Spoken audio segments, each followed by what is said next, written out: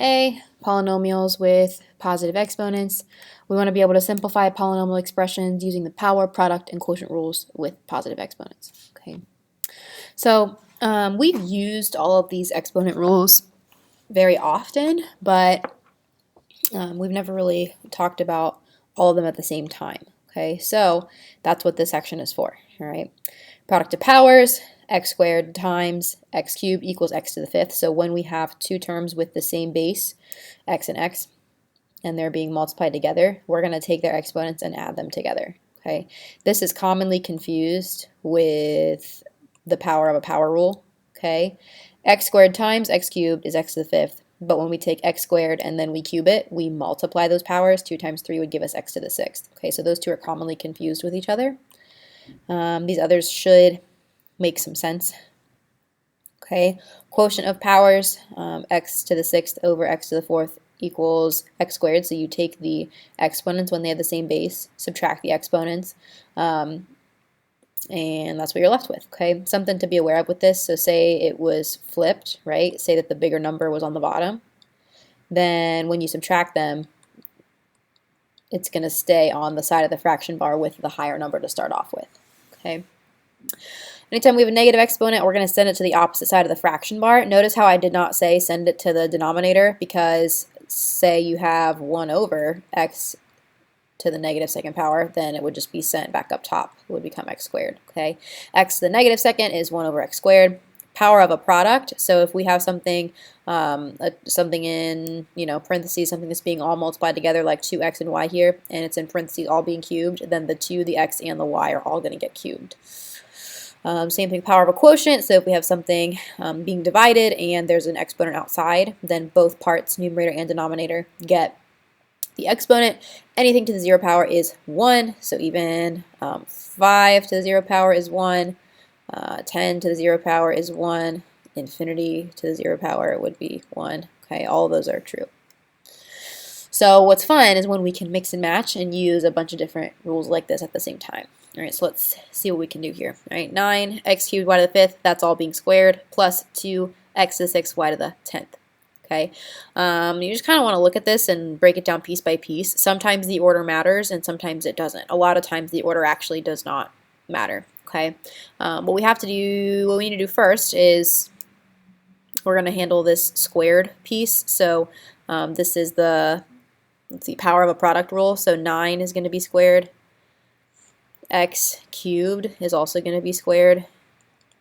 Y to the fifth is also going to be squared. And then we are adding this to x to the sixth, y to the 10th. And then now let's simplify a little bit. 9 squared is 81. X cubed squared, if we go back and see which rule is that, oh, that's power of a power. Okay, x cubed squared is going to give us x to the sixth. Y to the fifth squared, power to a power, we're going to multiply 5 times 2 to get 10. Okay, and we want to just try to simplify as far as we can. So can we stop here? That's the question. Well, we need to look at our terms and see, can we combine like terms? Can we combine like terms? We have the number part, we have an 81 and a 2, okay, but we really just need to look at this, all right? X to the 6th, y to the 10th, x to the 6th, y to the 10th. Those are the same, so we can actually go ahead and combine these together. 81, x to the 6th, y to the 10th, plus 2 more, x to the 6th, y to the 10th would be 83. X to the 6th, y to the 10th, and that's your answer. All right, let's take a look at this one. This time we have, let's see, power of a product and another multiplication situation going on. So let's handle this exponent first. Okay, so anything in parentheses that's being multiplied together is going to get that exponent. All right, negative 2 squared is going to give us 4. X squared is going to give us x to the fourth, power to a power. Y to the fourth squared, power to a power again, y to the eighth. This z is being raised to the first power right now, so z to the first squared, multiply those together to get z squared. Okay, and then that times this 5yz. Now it's really just like we're saying 4 times x to the fourth times y to the eighth times z squared times 5 times y times z, right? This is all multiplication going on here. Times, times, times. And so because of that, we can rearrange it however we want, right? Say we want to take this 4 and the 5, multiply them together to get 20. Okay, and then we want to see, do we have any other x's going on? No, we don't, so it's going to stay x to the 4th.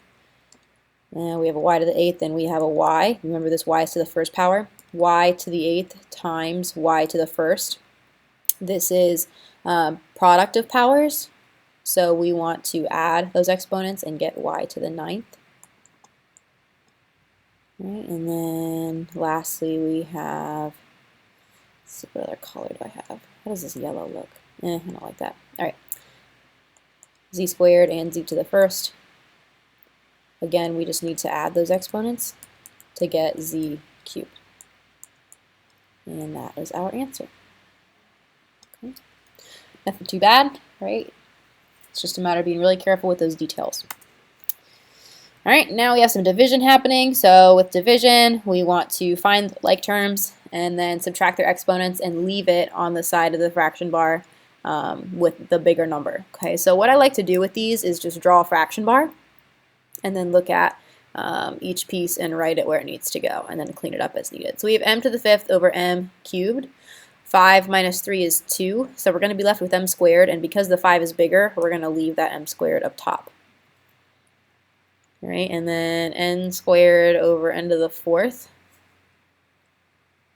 4 minus 2 is 2, so we're going to be left with n squared, and we want to leave it on the bottom. We want it in the denominator because of the 4 was bigger to begin with. All right, so m squared over n squared is what we're looking for. If you want to rewrite it so it's cleaner, m squared over n squared, that is totally fine. All right, this is our last example. A lot going on here, so you have a couple choices. If you want, you can simplify inside the parentheses first, then square it, or you can square it first and then simplify. So you can do either way. I'm going to simplify first. All right, 21 and 14 are both divisible by 7. So if I divide by 7, I'm left with 3 and 2. X to the 4th over x to the 1st. 4 minus 1 is 3, and it's going to be left in the numerator. And then y to the 1st over y squared. If I subtract those exponents, I'm left with y to the 1st, and it's going to stay in the denominator.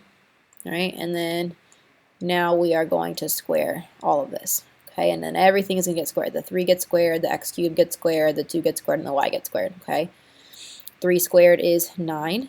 X cubed squared is x to the 6th. 2 squared is 4. Y squared is y squared, right? And that's what we're left with. We want to check, like do just a quick look and make sure that this is fully simplified and that we can't take it any further. Sometimes with the numbers, you'll be able to simplify them a little bit more, and we want all fully simplified answers here. Okay, that's it. Take a look at the practice. Let me know what questions you have.